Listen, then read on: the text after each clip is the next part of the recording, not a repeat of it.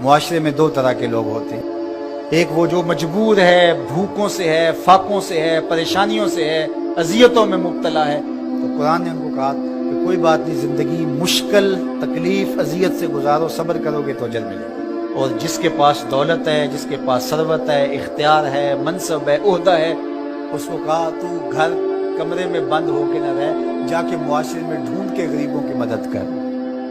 جس کے پاس ہے اس کو رحم کا درس دیا، جس کے پاس نہیں ہے اس کو صبر کا درس دیا۔ اب مجھے بتاؤ، معاشرہ اگر ایسا ہو جائے گا، جس کو مشکل ہے، تکلیف ہے، وہ اپنی سفید پوشی کا بھرم نہ ٹوٹنے دے، وہ کہے کہ میں اپنی سفید پوشی کو داغ نہیں لگنے دوں گا، جیسے جیسے گزارا کروں۔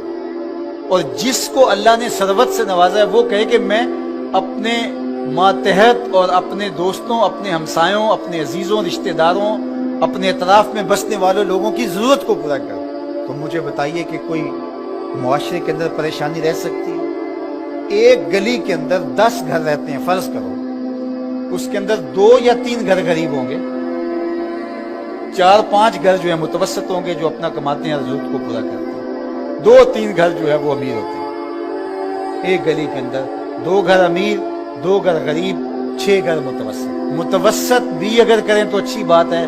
اور اگر وہ گلی میں 2 غریب آدمی جو ہیں ان کی مدد 2 امیر کر دیں، ان کو اپنی فیملی کا حصہ مان لیں، تو اس گلی کے مسائل ختم ہو گئے کہ نہیں ہوئے؟ ان کی بیٹیوں کے رشتے قبول کر دیں، مسائل ختم ہوئے کہ نہ ہوئے؟ اس طرح گلی گلی، بستی بستی، صبر کرنے والے صبر کر کے دکھائیں۔ سید علی المرتضیٰ رضی اللہ تعالیٰ عنہ سے روایت ہے، آقا کریم نے فرمایا جو اللہ کے دیے گئے تھوڑے رزق پہ راضی ہو گیا، اللہ قیامت کے دن اس کے تھوڑے عملوں پہ راضی ہو جائے گا۔ اس کے لیے کتنی موج ہے۔ دنیا میں تو تکلیفیں صحیح، دنیا میں تو اذیتیں صحیح، لیکن آخرت میں اس کا صلہ کرنا ہے۔ جو دنیا میں اللہ کے دیے تھوڑے رزق پہ راضی ہو گئے، جس سال میں بھی تھا اللہ میں واہ خوش ہوں تیرے پہ، تو نے مجھے صحیح رکھا ہے، اتنا بھی بڑا کرم ہے کہ تو نے مجھے عطا کیا، سانسیں تو چل رہی ہیں نا، مالک تیرا شکر ہے۔ جو اللہ کے دیے گئے تھوڑے رزق پہ راضی ہو گیا، اللہ قیامت کے دن اس کے تھوڑے عملوں پہ راضی ہو جائے۔ اور اس کا معکوس کیا ہے؟ جو اللہ کے دیے گئے زیادہ پہ بھی راضی نہ ہوا، ایک وہ بھی ہیں جو اللہ کے دیے تھوڑے پہ راضی ہو جاتے ہیں، اور ایک وہ بھی ہیں جو اللہ کے دیے زیادہ پہ بھی راضی نہیں ہوتے۔ بعض اوقات کسی غریب سے پوچھتے ہیں سناؤ کیسے حال ہے، تو وہ کہتے ہیں اللہ کا شکر ہے۔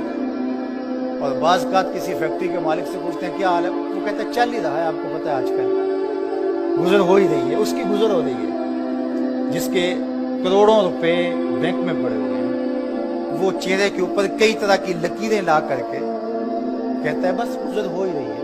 کتنے لوگوں سے بہتر ہیں آپ جو نان شبینہ کو بھی ترستے ہیں۔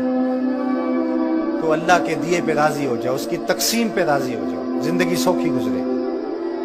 نہ راضی ہو گے تو پھر کیا کر لیں گے ہم؟ اگر اللہ پہ راضی نہیں ہوں گے تو پھر کیا کریں گے؟ پھر بھی تو ایسے ہی گزرے گی۔ تو بہتر نہیں راضی ہو کے گزرے اور آخرت کا سودا ٹھیک ہو جائے۔ تو ان کو کہا جو پھنسے ہیں، جن کی گردنیں پھنسی ہوئی ہیں، تم ہر حال میں اللہ کا شکر ادا کرو۔ اور دوسروں کو کہا کہ یہ تمہاری بھول ہے کہ ہم دیں گے تو اتنا کم ہو جائے گا۔ میرے حضور نے 3 قسمیں کر کے کہا ما نقصا مالو عبد من صدقہ، 3 چیزوں پہ قسم کی، ان میں سے ایک چیز یہ تھی، فرمایا میں محمد صلی اللہ علیہ وآلہ وسلم اللہ کی قسم اٹھا کے کہتا ہوں کہ صدقے سے مال کم نہیں ہوتا۔ صدقے سے مال کم ہوتا تو حضرت ابو بکر صدیق اس دنیا کے سب سے غریب شخص ہوتے، جنہوں نے سارا مال دے دیا۔ حضرت عثمان غنی سب سے غریب ہوتے، حضرت عبد الرحمن ابن عوف سب سے غریب ہوتے، جنہوں نے 30,000 غلام آزاد کیے زندگی۔ تو مال خرچ کرنے سے کم نہیں ہوتا۔